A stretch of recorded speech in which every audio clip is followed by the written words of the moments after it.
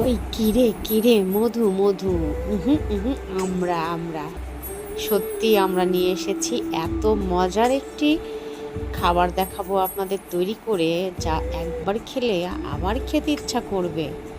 আমড়াগুলো ভালোভাবে কেটে ধুয়ে নিলাম। এবার পাটাতে শুকনা মরিচ, টেলে নেওয়া শুকনা মরিচ দিয়ে সঙ্গে লবণ, তার সাথে পেঁয়াজ, আর এটাকে একটু ভালোভাবে ছেঁচতে হবে।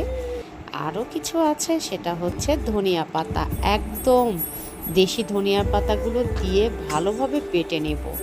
বেটে নেওয়ার পরে এটাকে ভালোভাবে মাখাবো।